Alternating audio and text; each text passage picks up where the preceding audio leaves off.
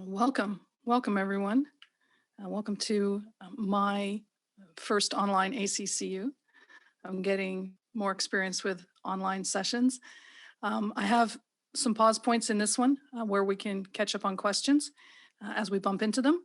Remember, a question is when you need more information, and we'll be able to chat afterwards on Remo. This is an updated version of a talk I've done before, and I really want to put some emphasis on the subtitle of this talk. Naming is hard. And since I first gave this talk, quite a few people have said in conversations that I've been part of, oh, naming is hard, and it is. But I really want to emphasize, let's do better. Naming is hard, yes, so let's do better. And that's what I'm trying to help you to do.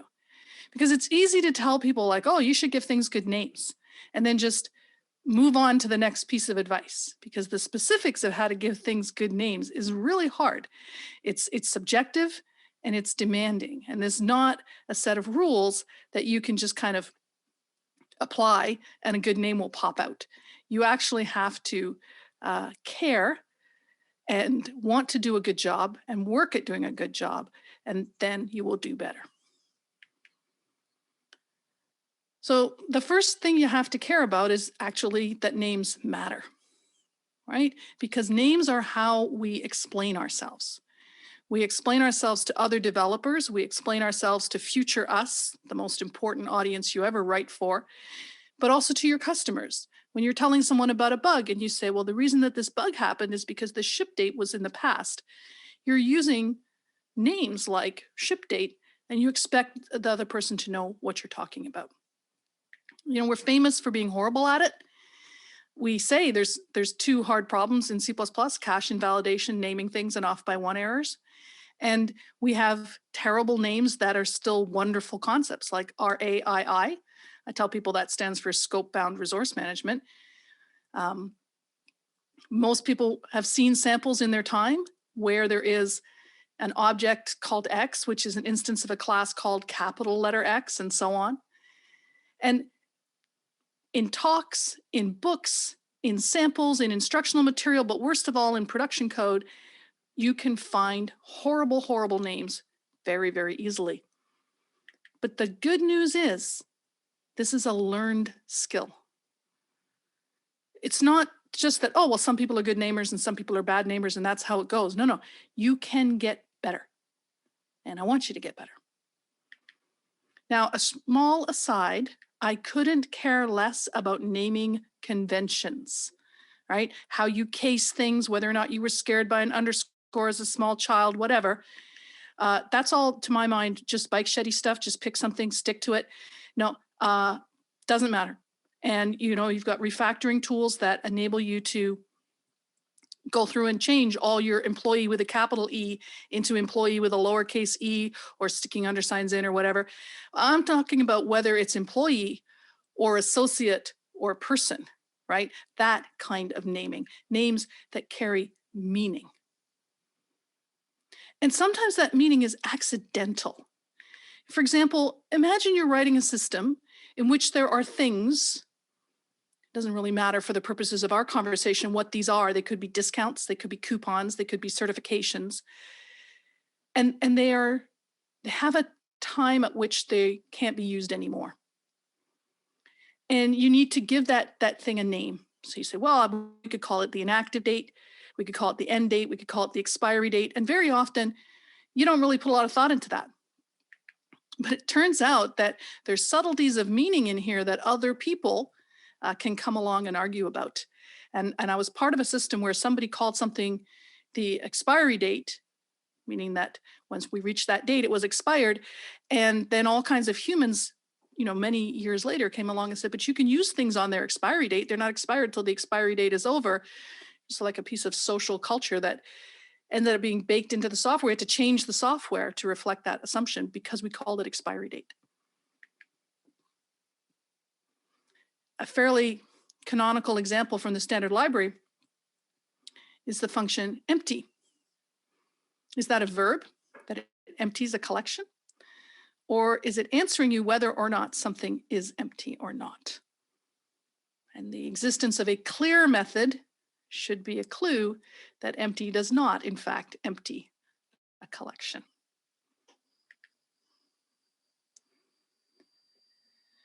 Obviously, if you're writing production code, you want good names. If you're writing a real API, if you're writing some good, important, expensive software that's going to be maintained by a team of 20 people, you got to pick good names. But I often hear people and see people who seem to feel that that doesn't apply if it's just an example. If I'm just teaching, I teach a lot.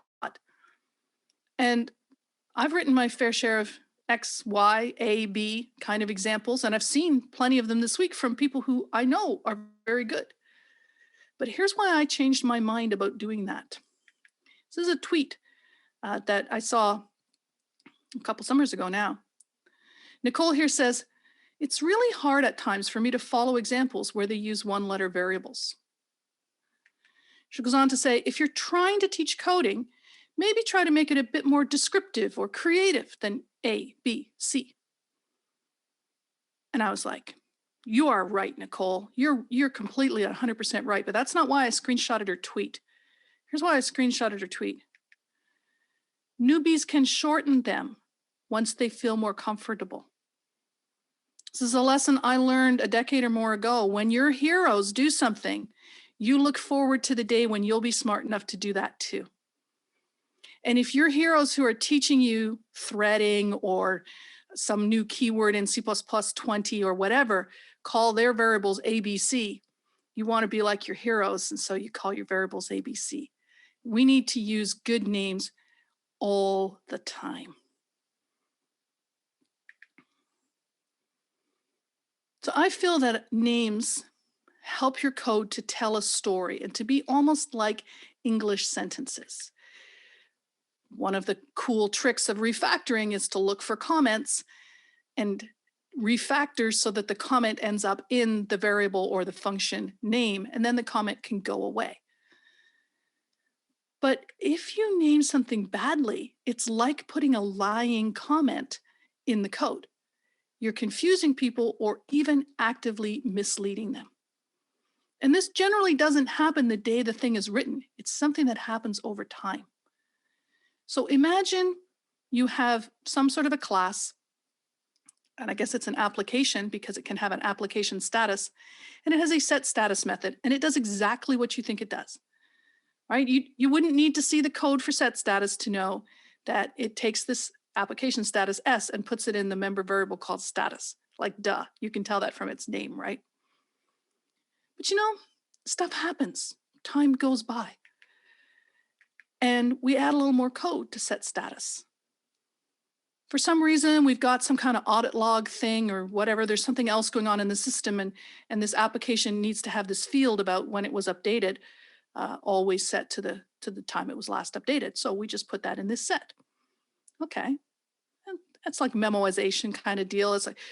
It's not a big deal that we changed two variables in set status. We didn't change its name to set status and updated because everything's updated is going to be set. That's fine. But then life continues to evolve and we get something like this. Now, when you're setting the status to approved, you've got some ... that you got to do, like maybe sending an email, printing a piece of paper in the printer at head office, updating a bunch of fields in the database, I don't know. And when you're setting the status to denied, you also have got a bunch of stuff to do. Now this function name set status, I think it's misleading. If you're walking into this code base cold and you have a problem that some email is being sent inappropriately, you're not even going to look in set status to be the culprit because it's so obvious what set status does. It goes status equals S and that's the whole function. And when you actually open it up and see that it's 5 pages long, you're going to be super confused because you were misled by this overly simplistic name. If instead I write two new functions, approve and deny, now I'm not surprised that those do business things, they send emails, they print things, they update databases. I kind of expect that from their names. The functions tell a story. When you approve something, you set its status to approve, you update the last updated date, and you do whatever the other stuff is. When you deny something, you set its status to denied, you set the last updated, and you do the other stuff. And as a nice side effect, and I'm going to come back to this later, the calling code no longer needs to know about this enum called application status. They don't need to pass in application status : approved. They can just call approve. And that changes how things feel in the calling code. Because the calling code used to say, and now I will set the status to approve. And now it's going to say, and now I'll approve it. And that's more compact and sort of more encapsulated.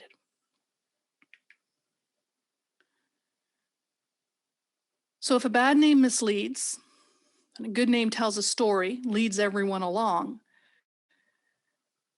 you need to know what something does, if it's a function, to name it. You need to know what something holds, if it's an object, to name it. But you may not know that when you're first writing it. Set status was a fine name when all it did was status equals S. The need to have a different name arose over time. And that's a really common pattern, that things get their correct name long after they are first written, sometimes.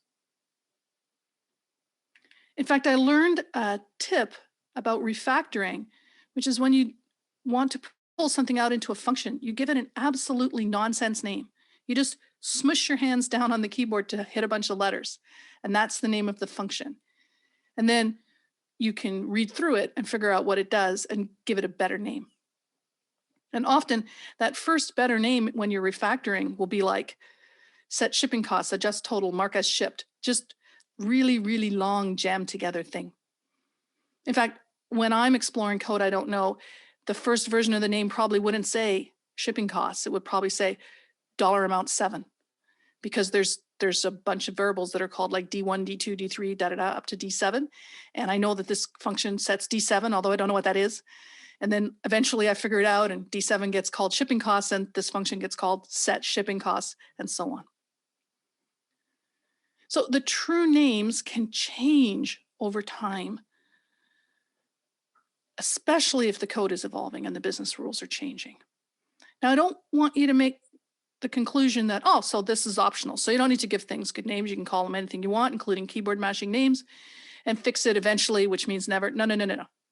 You will fix it. You have to fix it. You have to give things their true names, but you may not know their true name. And so don't let yourself be like, oh, I can't. I want to extract some of this into functions, but I don't know what it does. So until I know what it does, I can't. No, like give it just nonsense, do the extracting, then read each function and understand it, then give it its name. Don't let the lack of a name mean that you can't move forward.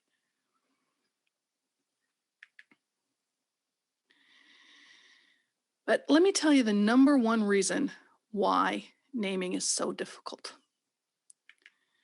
Naming requires empathy.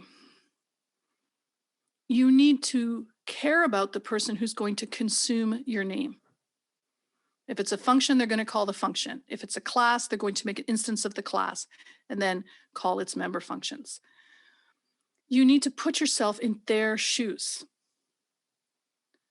So if I've got thousands of lines of code and I'm breaking it up into 10 little 100-line functions, naming those functions is super easy, because you know who's going to call that function? Me, right now. The minute it's written, I'm going to call it. So I've already, put myself in the shoes of the person who's going to call it, because it's current me.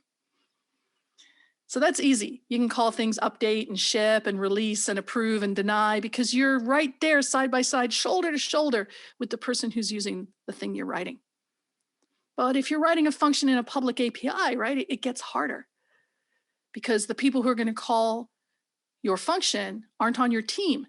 They don't maybe use your words for things. We're back to employee, associate, person. If it's some online learning system, are they candidates? Are they learners? Are they students? Are they pupils? And the further you get from your users, the more generic the thing you're writing is, the harder it is to identify with the person who's going to consume your name and to give a name that works for them. And to that end, I'd like to tell you about some parts of algorithm header that I really love. I love the algorithm header. And I was telling a story about the algorithm header to someone who doesn't know any C++ programming at all. And I wanted to show them how amazing the design that went into this system is, that we have this wonderful set of capabilities. So I told about sort. Now I'm going to show an example on the screen with a collection, probably a vector of integers, but of course you're not going to sort a vector of integers very often. Let's sort employees. Okay, so you have some collection of employees, and you just call sort, begin of the collection, end of the collection, and poof, comes out in order. Now this is using operator less than, and if I happen to have operator less than defined on employees, they'll come out according to the ordering that makes. Very often you don't have operator less than defined on a class like employee, that's fine. I can make a predicate and I can say, let's sort them by the revenue they brought into the company. So the people who made the most revenue from the company will be at the beginning, the people who made the least will be at the end. So it's kind of the opposite of these integers where I put the smallest integer at the beginning. But still really easy. It's just a single call to sort, life is good. And then someone says, well, I do want to know, out of all my 10,000 employees, I want to know the 10 of them who've brought me in the most revenue. But it's kind of expensive to sort the entire huge collection. And I don't really care like who was 501st and who was 502nd and who was 503rd. Just want to know the 10 best performers. Oh, okay, that's fine. We have partial sort. Partial sort only sorts the first, however many, up to the beginning, and the rest are in an unspecified order. So if our 10,000 employees, 0 through 9 in the collection would be the best 10, and the other 9,000 whatever would just be less than that, but you can't conclude anything about their order. That's obviously computationally much, much quicker than going all the way to the end, desperately sorting the last little bits and drabs, but it permutes the collection. So if I have 10,000 employees sorted by last name or region or manager or something, and then I partially sort them to figure out their contributions to revenue and pick out my best performers, I've permuted the collection and I would have to mutate it back, resort it by whatever was sorted before. Obviously I could make a copy of it and then do a partial sort on the copy, but that's still kind of wasteful because I have to copy all 10,000 elements. Enter partial sort copy, which makes you a copy that only has your best performers and leaves the original collection unmutated. Yay, yay. So it's wonderful that that was all thought of.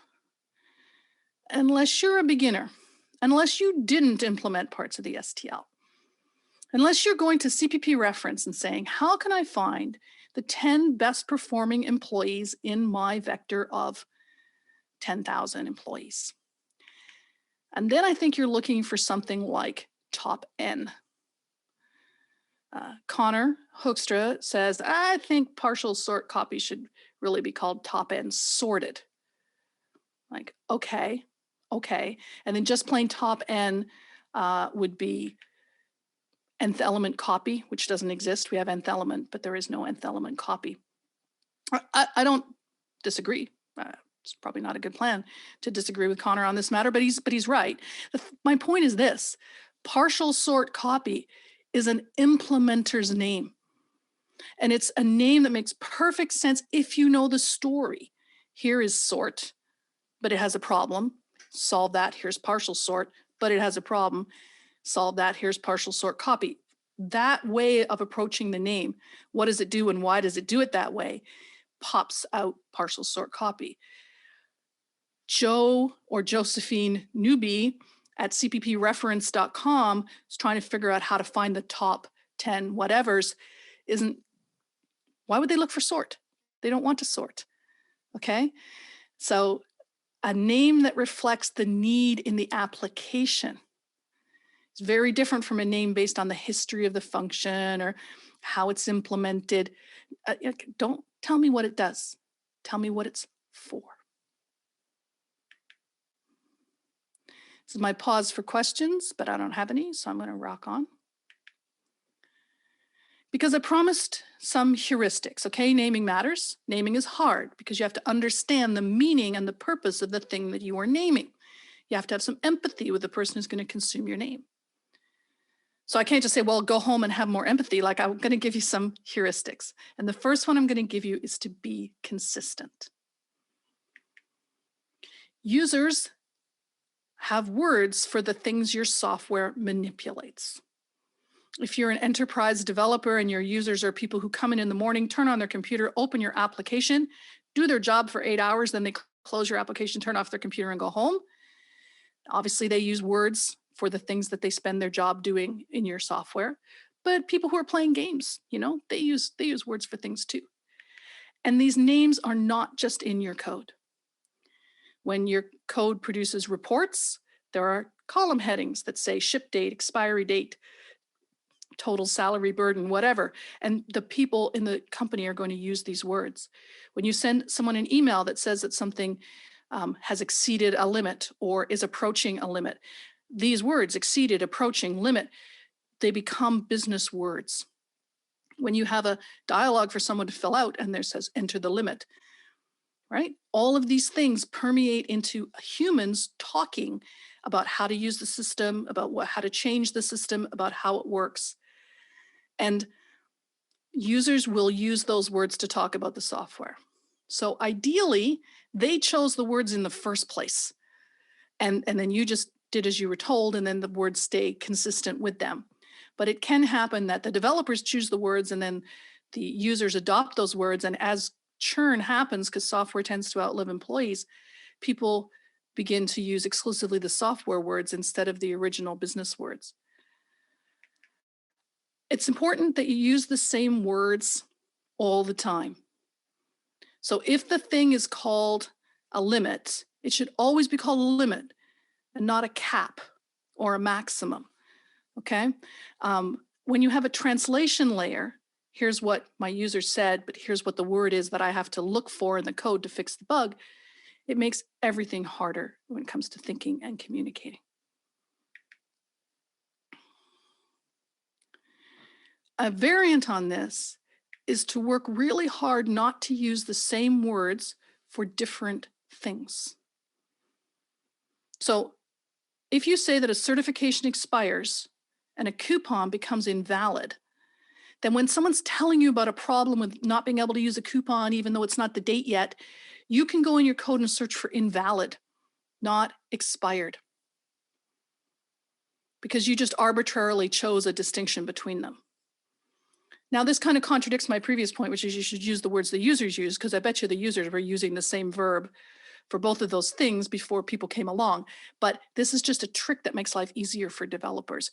The name of your stored procedure, the name of your database field, the name of the email, and so on. If everything related to one thing is expire and everything related to a different thing is invalid, you will naturally partition what you look for.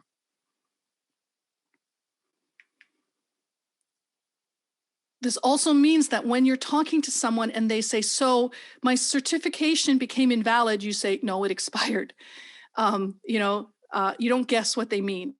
Don't let them say discount if they mean coupon, that kind of stuff, so that you stay in this agreed on terminology. So also you hear about things like ubiquitous language, that kind of thing.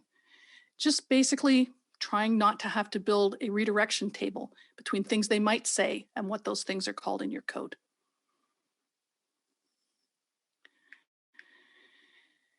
Now, users don't know the words for everything your software does. You will have to give things names. You'll have to give objects and classes names. You have to give functions names and local variables names. And you can't really phone people up and ask them what they call that, because they don't really call things things. I had the overly long set status method earlier, and I broke it into two functions called approve and deny. It's very common that you'll have a method that started out as 5 or 10 lines and works its way up to being 5 or 10,000 lines. And I want you to imagine that you're refactoring this function.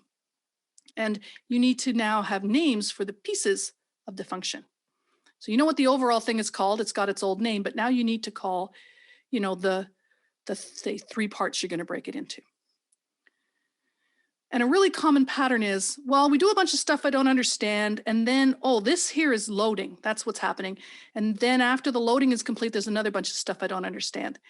And something people will typically do is to say, I'll have preload, load, and postload. Now, that's not a word that came from the business. The business doesn't say, in order to blah, blah, blah, blah, we have to first preload, then load, then postload. They don't say that, right? I'm just want to call these pieces of this function something.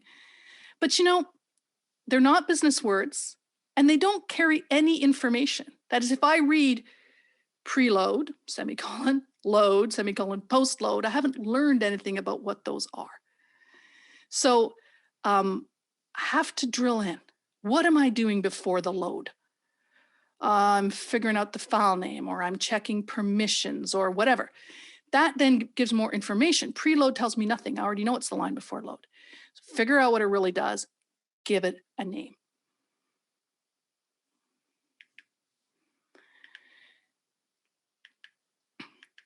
Now, the other thing is, try to talk like a person, right? Save is better than update config file.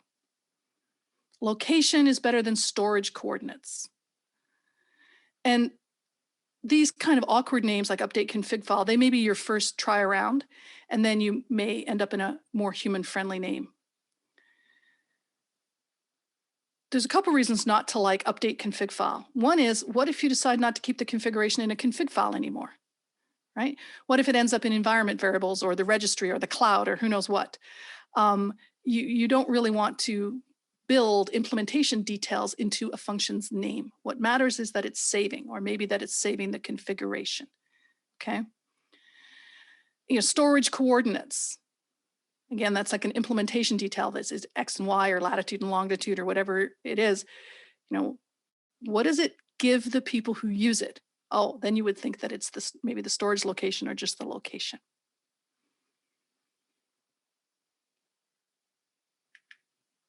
And here's a simple rule that you can't really do it in advance, but you're likely to do it afterwards. So when you think you've done something, I want you to review it against this rule, which is please understand what are natural pairs and put them together.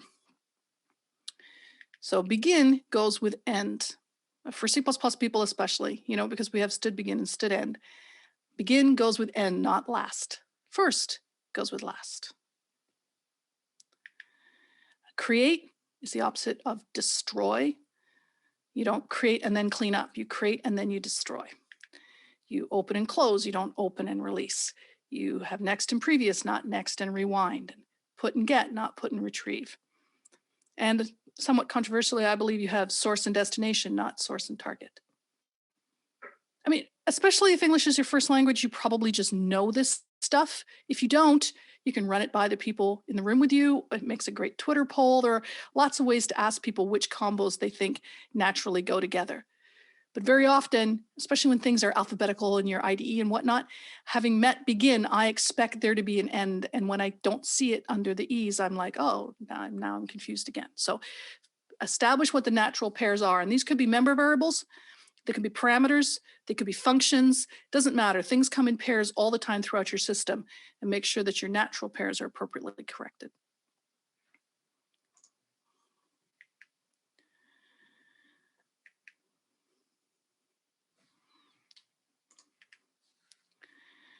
Metaphors. Metaphors are not universal. Not everyone has your background. So there are people out there who watched a lot of cowboy movies in which the good cowboys wore white hats and the bad cowboys wore black hats. And so they talk about white hat hacking and black hat hacking.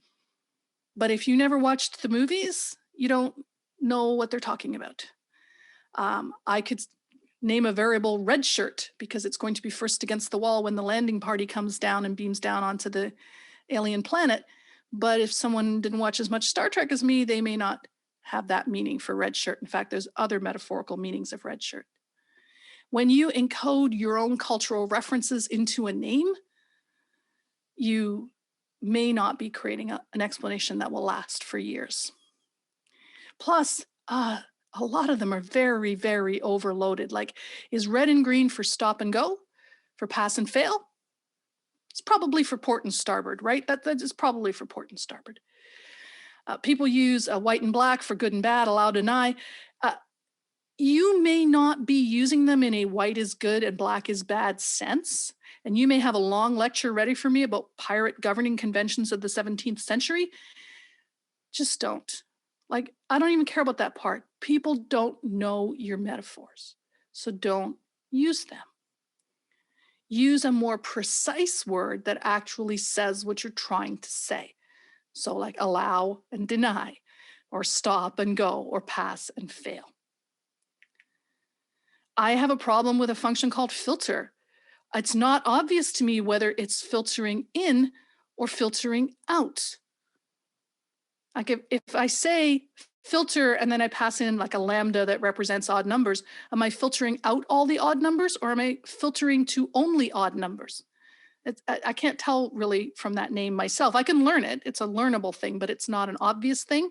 Because of course, filter is a metaphor for like a coffee filter or other things that actually, remove rocks and stones from water or whatever you need to do. So if you call them include if and exclude if, then there's no metaphor, and then people know what it is. So just try not using a metaphor. Try just using a more literal, more precise word, and very often you will gain readability. There may be some side effects that some of the words that people have problems with in code tend to be metaphors, but my main argument against metaphors is they're just not precise enough to be universal. Now, I've been talking about names in general. Let's talk specifically about functions. Functions to me are all about verbs. Right? A function is something getting done. So life is simple if you're teaching like object-oriented programming 101 and you say, well, it's a service of the object, right? And if you're not writing objects, you can say, well, it's a service of the system. And a lot of good function names are like that. They're like update, calculate tax, deduct fees, mark as read, excellent. You know what those do, good verbs. Sometimes there aren't naturally verbs kicking around. Well, I mentioned empty a while back. Is empty, the ambiguity goes away. You now understand that it is answering the question yes or no, whether this thing is empty. And if you have to put no discard on your function, it's probably because people are misinterpreting your name. Other handy helper verbs are has and can. So think about asking, I guess, an order, whether it is shippable. And that feels a little bit different than asking if it can ship, and is very different from asking, what is your ship status? I would expect the first two to return a bool, but get ship status is going to return probably some sort of enum. And then the calling code will have to compare that against, I don't know, ship status : ready to ship, right? Who's calling this function? What's their question? And here's one. Maybe, they say you don't look at your watch to see what time it is. You look at your watch to see what time it isn't. Do I have to leave yet? That kind of thing. So if ready to ship is only ever called in this context of saying, if not ready to ship, maybe the function should actually be called not ready to ship. But then of course you'd be like, if not is invalid. I've seen that.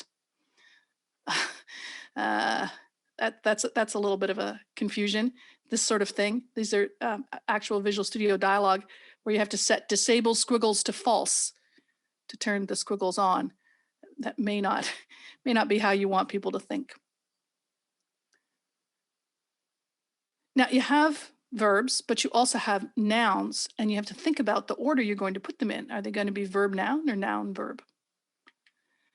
So I never would write a function called tax determine, right? It would totally be determine tax or determine taxes. And then would never write a function called fees charged either. It'd be charge fees. But I do say employee update sometimes, and I do say inventory check sometimes. And it's worth asking yourself, what's governing that for you? What makes you think that's intuitive? I would like to see consistency. If half your functions are noun verb within the same class and half are verb noun, or maybe these are free functions, doesn't matter. Like why? What's going on? So try to have a pattern and a choice that you can stick to. And you have to think too about the tools that you're using. If you have a pile of functions that start with the same 10 letters, then many IDEs will have like a tree view on the side where they'll show functions in alphabetical order. And so they will be together because they start with the same letters. There are tidiers that will actually go through and rearrange not just what tree views show on the side, but the actual lines in your source code into alphabetical order.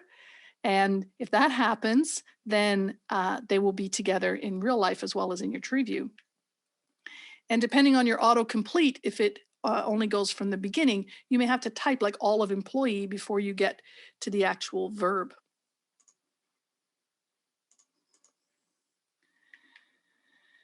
So, if I have a has entries and has risks, that probably return true or false, depending on whether or not there's any entries in the entry collection. Do they belong together? Like they're not really related. And there may be get risks and get entries and add entry and add risk. And would you maybe prefer to have all the entry things together and all the risk things together? And so would it help then if you rearrange their names in order to facilitate that?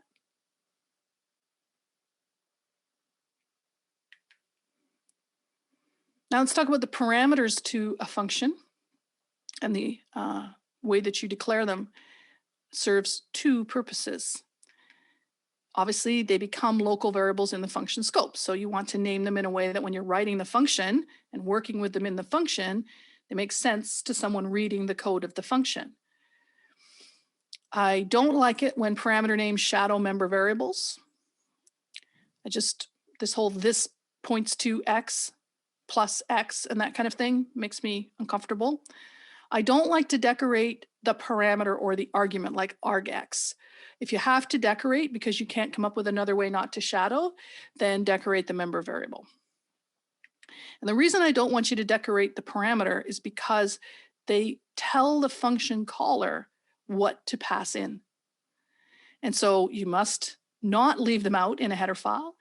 And you should choose names that will be cues or instructions to the people who are calling you, so that when your IDE does something like this, here I'm constructing an employee object and I'm passing in a string and an integer. And I can see in the prompt below that the string will be the person's full name and the integer will be their yearly salary. arg_sal doesn't help me. Yearly salary or annual salary in dollars, right? These are helpful prompts for the person calling the function. I have a question pause and there is a question, so give me just a moment here.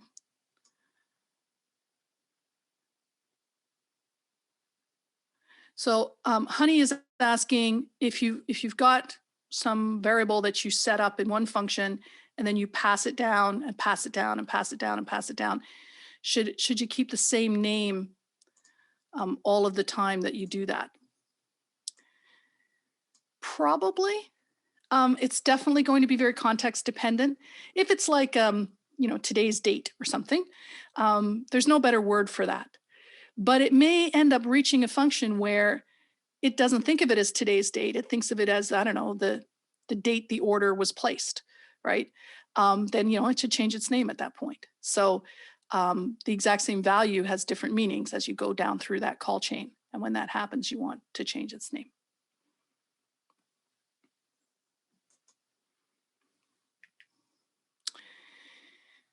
So we still do write classes. We're not 100% OO, but OO is in our life. So let's come up with naming classes. Functions are verbs, classes to me are nouns. But I meet a lot of classes whose names end with ER and the occasional OR and so on. You know what I mean? They're called like manager, updater, formatter.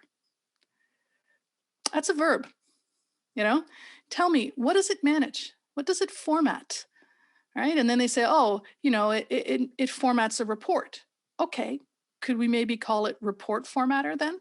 Or just bear with me, maybe we could just call it report, right? Now, I don't want you to grep for the letters ER. Like there are things like manager and shipper and printer, they don't manage or ship or print. They're names of physical objects or of humans or of job roles or something. That's fine. But if the reason that you're giving your class a name like Xer is because it X's, tell me, what does it X? And let's at least call it an ABC Xer, and maybe we'll only call it an ABC. I don't like to see a lot of decoration in class names. You know, I started writing C++ when all class names started with C, right? So you had C button and C text box and so on, because it was a class. And we stopped doing that, for which I am grateful. I really think that decoration has to earn its keep. So do I need to know that this is a proxy, a factory, an adapter, an interface, a singleton? You know, is inventory singleton a better name than inventory? Am I leaking implementation details that people don't care about? Maybe, like think about it. And there's also the matter of project name prefixes. So an ABC button, an ABC text box. We have namespaces now, right?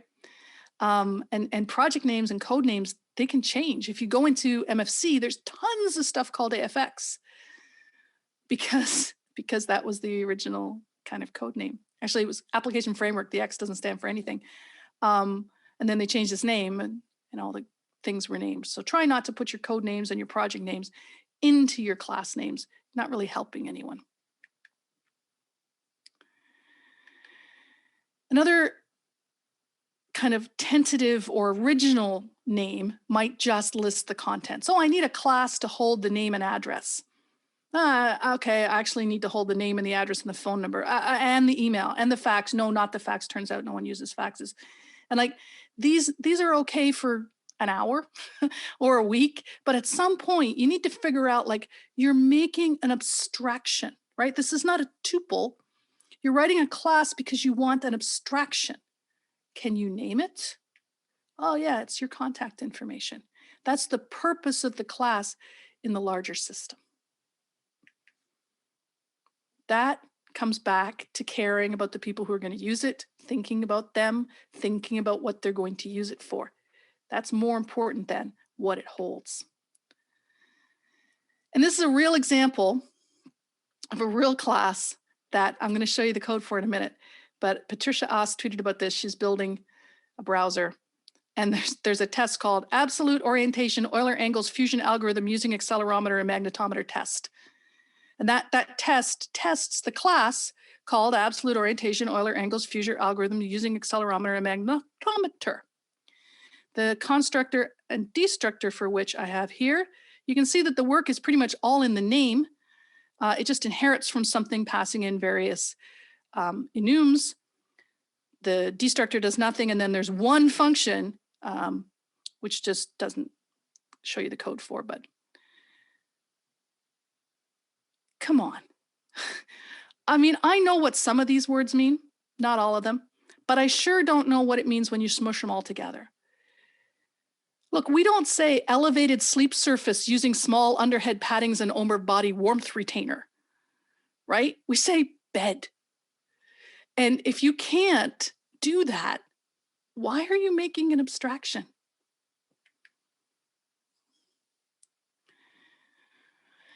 So classes have members. They have member variables and they have member functions. And I have some rules for good naming of the things inside your well-named class once it's not called absolute Euler blah blah algorithm. I don't like to see the class name repeated in the members, whether they are member variables or member functions. So why does an employee have an employee name?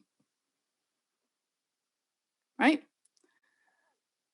An employee has a name. There may be other names in their lives, like department name or parking lot name or whatever, and you can decorate those, but the employee's name, I think, is just name.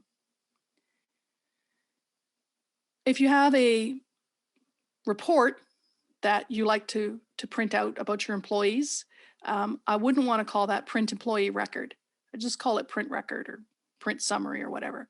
The exception is if employee record is already a thing in the company's name. And if someone says, oh, well, when that happens, we have to print out an employee record. And when the report comes out, it actually says employee record in big letters across the top, then fine, say print employee record. But if this is just a thing you just invented for this system, just call it print record. Leave the class name out of the function names and the member variable names.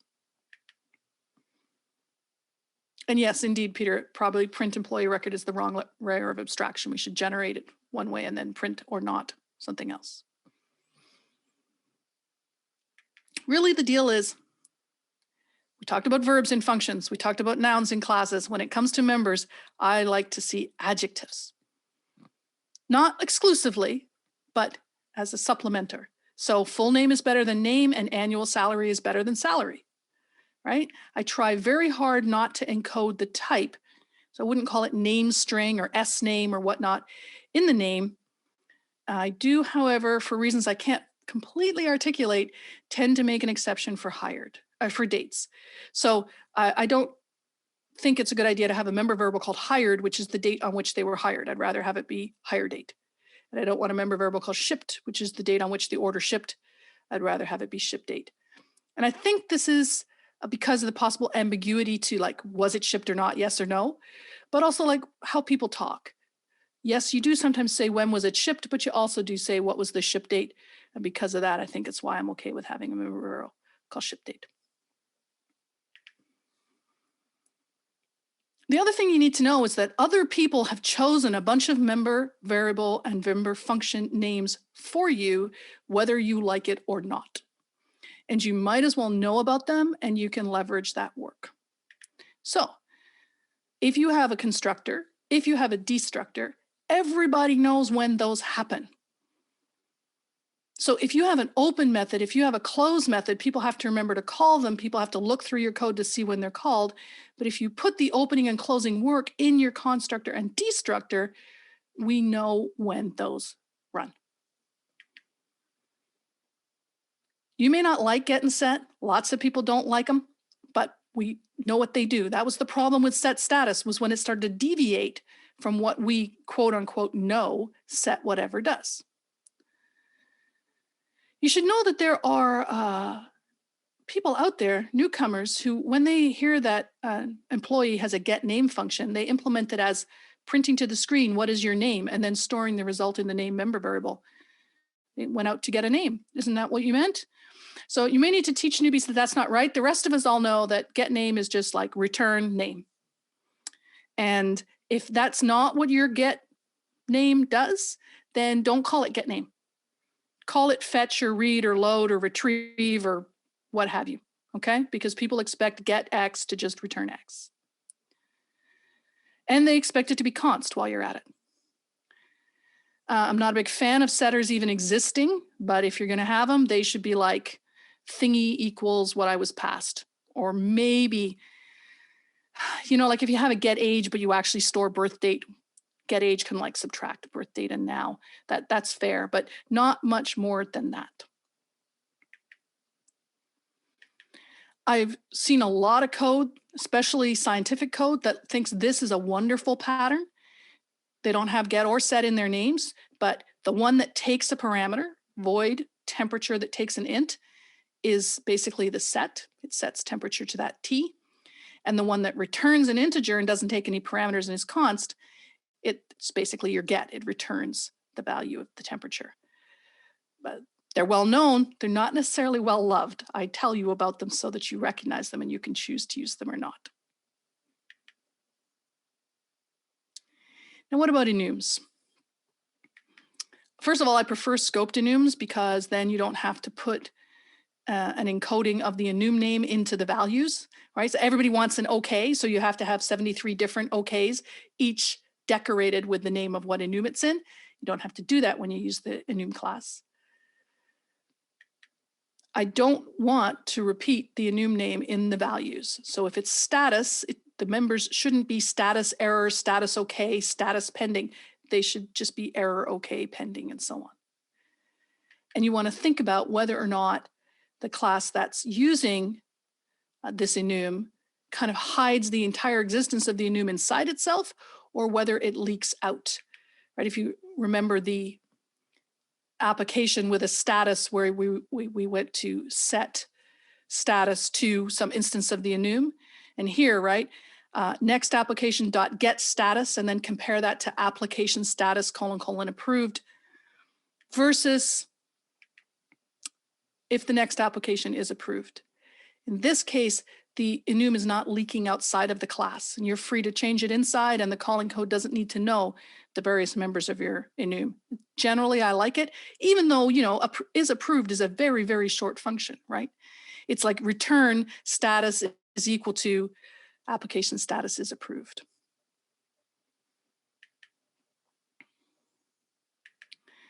So let's talk about local variables. We'll start with the exception, because otherwise 4,000 people all need to send me private messages about the time they had a loop with I in it and the world didn't come to an end. Yes, sometimes it is correct to have one-letter variable names, and I, J, and K in loops is a good example of when it's perfectly okay, right? Like, I get it. Assuming, of course, that you should be using a loop, right? Because maybe you should be using like arranged for, where you don't have an index variable, or maybe you should be using an algorithm. But if you're going to write a loop, then it's okay for you to have I and J and K. Calling it index isn't helping anybody. And if you are doing scientific calculations and the formula you are working from is X and Y, please don't call them horizontal position and vertical position, like call them what they are in the formula. Same with T and V and the like. And there's an interesting other time when I like a short name. Think about human language when you're talking about someone. The first time you talk about them, you say their whole name. The second time, maybe you only say their first name. And then the third and fourth and fifth, you might just use their pronoun. If I suddenly, in the middle of a sentence where I've been talking about someone for a really long time, and then I say a different person's name, it sort of alerts you that, oh, we're not talking about the same person anymore. So there's value in that. Here's a little piece of code where I'm going to call some function called getNextResponse. It's going to give me back a string, which I guess is a bunch of responses. I'm going to loop through the string until it's empty, calling this responses.take method. And if I never talk to R again, this is actually an interesting thing to do. Like, it wouldn't be wrong to call this response or response string or what responses plural.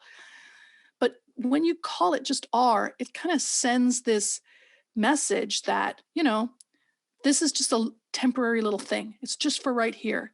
It's never going to matter again, because responses has got now the collection that I parsed out of the string. And we're going to work with responses from now on. It's not a hugely strong signal, and it would never be wrong to give it a longer name, but giving it that shorter name kind of gives you a clue about its scope.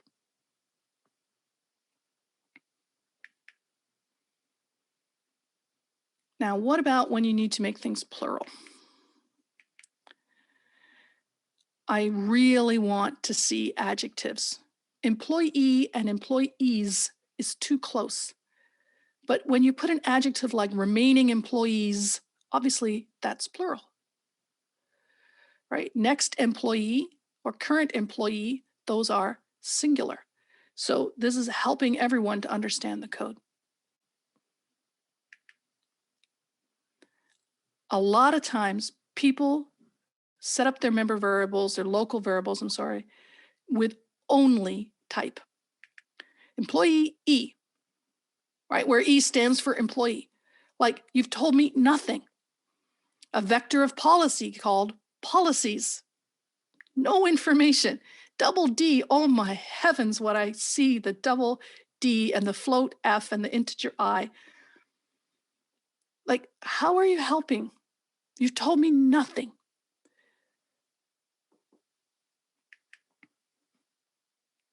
Tell me that this is the next employee. Tell me that these are the policies to be processed. Tell me that this is the upper limit of expenses for your double.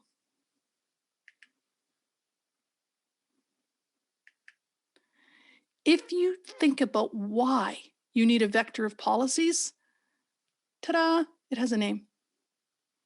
What's it for? Now I got a name for it.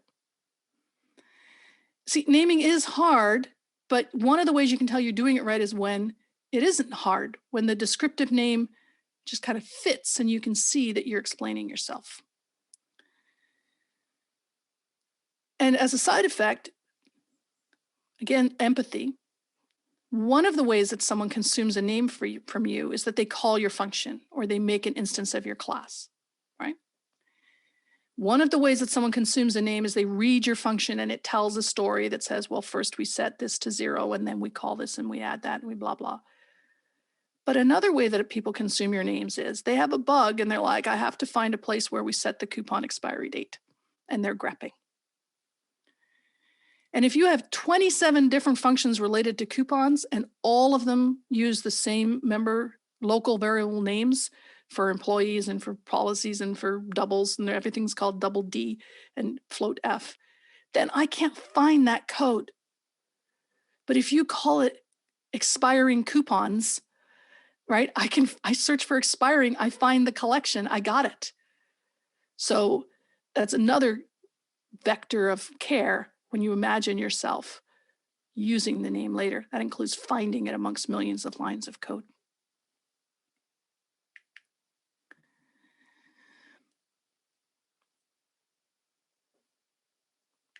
Abbreviations are not always obvious. You may think it makes perfect sense to abbreviate things, and it does for some, like I don't ever spell out identifier, I always say ID. But the thing is, they kind of go one way. It's really easy to come up with the abbreviation, but it's harder to go from the abbreviation to what it stands for. Even if you use the first or so syllable, it's obvious to you, maybe not always obvious to other people. I used to have things called retval for return value, which literally is a holdover from Fortran days. And other people who were younger than me had no idea what a retval was, did not understand that it stood for return value because it just wasn't something they bumped into. And when you start getting into the first letters, I actually found this code in the wild. AR stood for annual revenue. TI stood for total income. And yes, income and revenue were the same concept. Remember, we talked about consistent terminology. One developer liked to call it the revenue and another liked to call it the income, but they were the exact same thing. And revenue delta, or maybe revenue difference, but you found it by subtracting two revenues. Like, we used to have length limits on names. At Fortran, you were limited to 6. There were other languages where you're limited to 8. Those days are gone. And what's more, just like this is not Wheel of Fortune, vowels are free. Spell it out. Use words. Communicate. Don't make people guess what things stand for. You know, leaving the vowels out in order to make a function name shorter is not helping anyone.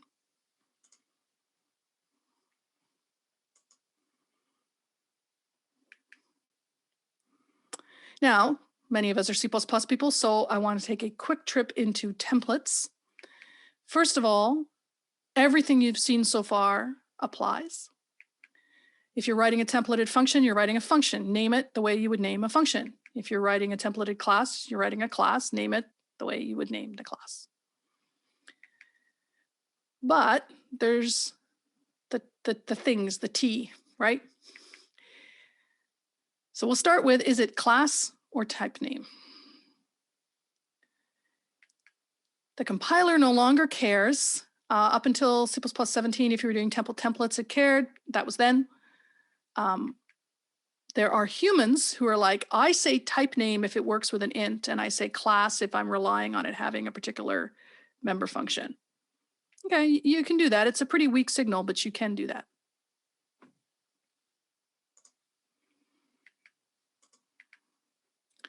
Now, if there's only one, I'm fine with you calling it T.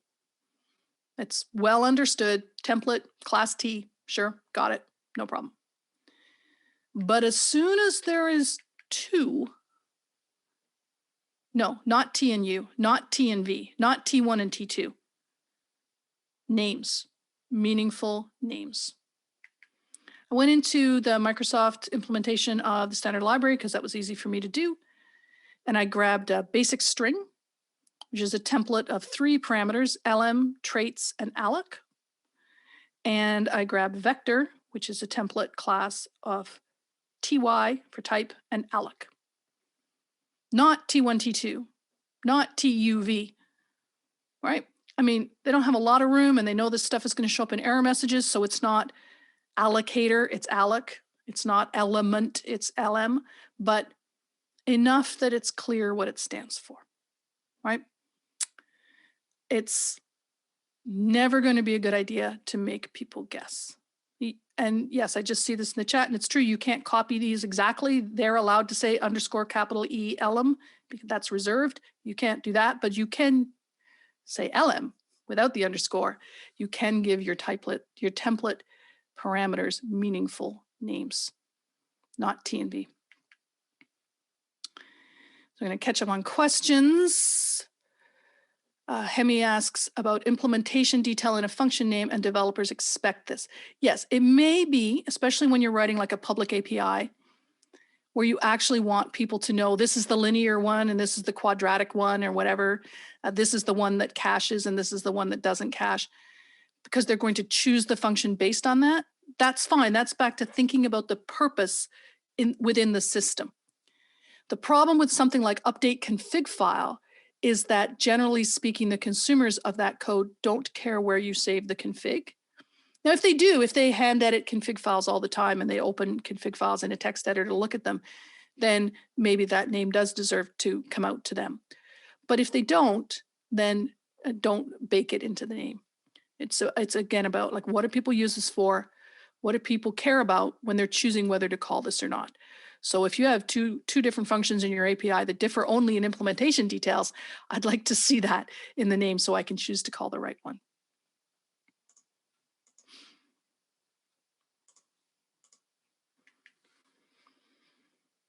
So that brings me to a question that might be complicated or might be simple. I want you to really think about it. When does stuff get named? When I ask people this, they often say, well, it depends. Like there's lots of different answers, right?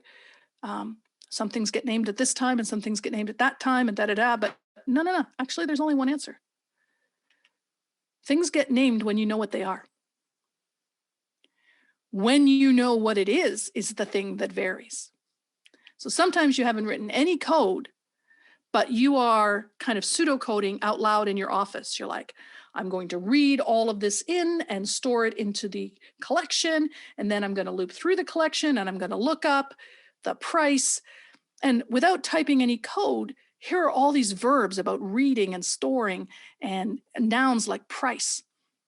And these words are going to end up in the code. That's when they got named. They got named before you typed a single character into your source code. But other times, you may have been with this code that you didn't write for a really long time, and then you suddenly go, income and revenue are the same thing. They're just 2 words for the same thing. And then they get their right name, right? Or, oh my gosh, this is just the sales tax. And then you rename it sales tax instead of dollar amount 14. It may be that, someone got it wrong when they first wrote it. It may be that they got it right when they first wrote it, but it changed over time, like set status. Never let an opportunity go by to change the name to the real name. You see, it could be that it's obsolete. It could be that it's old. It could be that it was never good, like D7. And you put the time and effort into figuring out what it is, fix it right then and there. And not search and replace with a tool, with an intelligent tool that knows how to name things properly. I love this tweet. It's about someone who was looking at the code for a mobile game. It says, this game used to call their magic users mages, but they changed it. I know because they did a find and replace, and so damage is now da wizard. Don't do that. We have tools, okay? Do intelligent renaming, and that change will ripple to everywhere throughout your system without creating any wizards, right? And name was fine as name, and it was okay as name and phone, but once it became name, phone, email, it needed to change to contact info. And that's just, stuff is changing over time. And don't miss an opportunity to fix the name as the code changes. And some names are deliberately temporary. I talked about refactoring, making just nonsense names because I don't know what these 100 lines are. Once I've made them into a function of their own, I can read it and understand it, and then I'll know what it is. But this also happens when you're writing from scratch. People are like, then I need to process them all. And you don't really know what processing is. So you call the function process. And that's a terrible name, but it's okay. By the time you're done, by the time you're ready to ship, you should have a much better understanding of what processing is, and the function will get a better name. The question is, how will you remember to give it a true name later? And I can see in the chat, people are like, oh, I put do not commit, I put to do. Let me tell you, if you try to leave something in your code, it's not going to work. And leaving something deliberately rude or embarrassing is even the worst. I knew of some people at a company that had an automated step to check for swear words in the code base to make sure that the executable couldn't be disassembled to reveal the swear words and reflect badly on the big company. So one of the developers used to deliberately leave swear word comments, knowing that this would stop the production of the final master disk, to force themselves to make change before production. That's a very, very bad thing to do. It's an incredibly expensive thing to do. I just have come to accept you can't leave anything in your code that will remind you to do this, because you might not see it. You have to leave that somewhere else. You have a to-do system, you have a calendar, you have a checklist before production, whatever. The checklist before production doesn't say, make sure all the functions have good names. It says, in file blah, there's a function called process, and we can't leave that as being called process and say that this code is done. We're going to give it a better name. And you carry that as a to-do outside of your code. That's my experience after going into a lot of people's code that's been untouched for 10 or 20 years and that has those comments, from 2003. Make sure we fix this before it goes live. Nobody fixes it. So put that task outside the code. It just doesn't work in the code. But here's an interesting thing. Process is like 5,000 lines long. It doesn't have a better name because actually nobody understands it. Nobody knows what it does. If I say, this is unacceptable, you can't call this process, what does it do? Then they have to be able to understand it, because they can't name it until they understand it. And if you're in a position to actually insist, to dig your heels in and say, today our job is to find out the true name of process, well, people will go through and they'll say this bit is load and this bit is preload, and then I'll object to preload and we'll figure out what it really is. And as we go through naming pieces of it, eventually we will understand what process really does. And then process will get its name. So you may not care in the overall scheme of things whether a function has a good name or a bad name. But by saying I want a good name for this function, I made this function so much better. It's been refactored into manageable bits. Everyone on the team knows what it does. That's a huge win. And yes, as a side effect, it got a better name to record the knowledge that they so hard earned.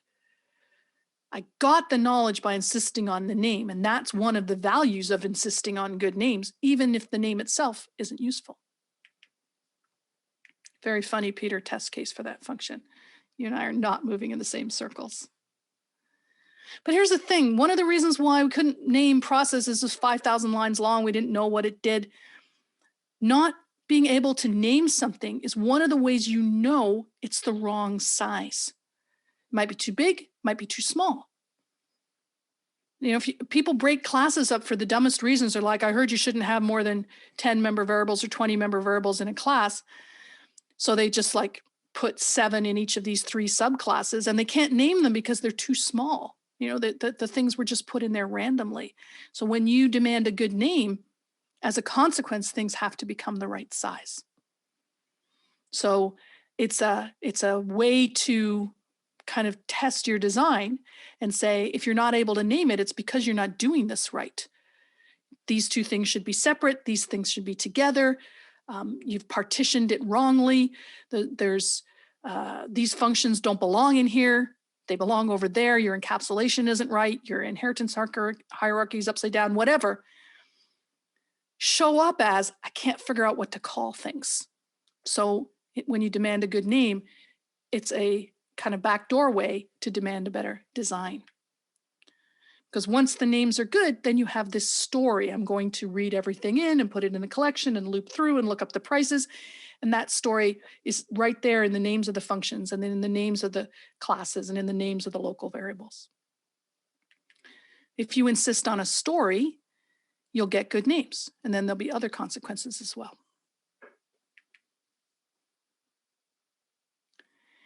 What this comes down to is this. I want you to care about the code you're writing. I want you to care about the people who are going to read it. That makes your life much more difficult all of a sudden because you don't just randomly type any old thing, but you produce much better work as a result. You have to start thinking about what purpose does this function, class, local variable serve? What is it used for? Where do people choose it? Where do people look for it? What is the message I want it to send? What is the story that I want it to be part of? You have to look up from your local context to the bigger picture, right? And yeah, that may mean that you have no idea what to call something because you haven't written it yet, so you're not really sure. And that's fine. That's fine. Just give it a temporary name of some kind, maybe a really long, awkward one. As long as you 100% you fix it later, right? And yeah, not by putting a note in the code, but in some other manner.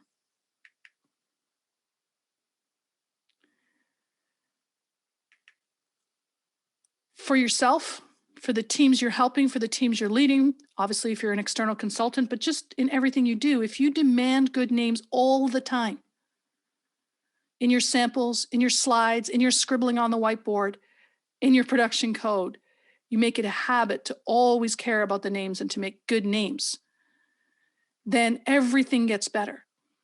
People aren't calling empty thinking they emptied something and not bothering to check the return value. They're using it correctly because you told them correctly how to use it. So you're going through trying to understand a code base that you didn't write or that you wrote a long time ago and that you don't understand, and you finally understand what something is, fix it. Just on the spot. Yeah, we have tools, fix its name.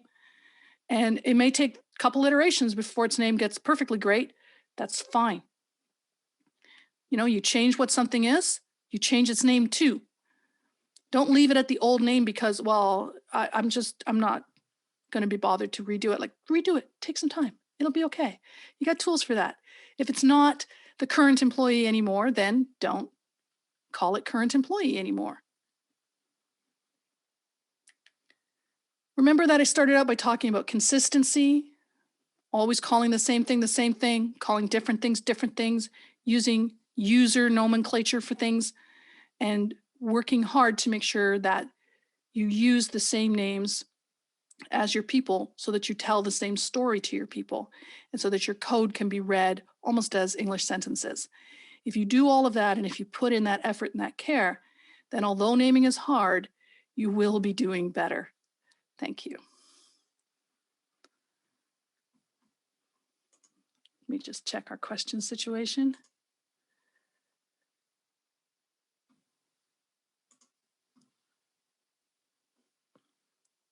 Yes, Roger has a point in the chat that if you give something a bad name, people will use it wrong. And Peter points out that yes, sometimes things don't fit on slides, and that's true. As you saw with the Euler algorithm alignment, whatnot, I mean, I just let that thing spread over multiple lines. You may have to call something a shorter name rather than total shipping costs, but you don't have to call it TSC, right? You could maybe call it ship cost. So it's still kind of abbreviated to fit on the slide. And yes, you can certainly give a disclaimer that says, I'd really rather give it a longer name, but it won't fit on the slide. McLuhan says the medium is the message, that when you write code to fit on a PowerPoint slide, it's different code than you would write in your IDE to run. And those are valid. And it's very hard to fight. But on the other hand, think about, Nicole back at the beginning, who's like, when I'm a grown-up, when I'm a better developer, I'll use ABC like my heroes. I don't want to be responsible for that. I want to have good names all the time so that people adopt those habits. And if it's a side effect of the course, it's not you're officially teaching that, but it still shows. And so you're teaching someone threading, or you're teaching something const expert or whatnot, but you happen to also be showing and modeling good naming. And yes, as Peter says, one of the reasons that something will fit on a slide is because it's been well refactored. And one of the reasons things won't fit on the slide is because here's 100 lines I just grabbed somewhere randomly from somewhere. So it's really not just about the length of the variable names, but it's about everything about your code.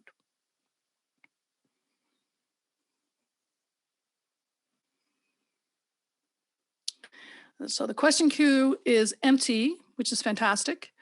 I believe I already went and bagged a seat at table 1 on floor 1. So assuming I'm still there, you're welcome to come by and talk some more. And also I'll be on the Discord discussion channel. So thanks. Hope to see you in person next year.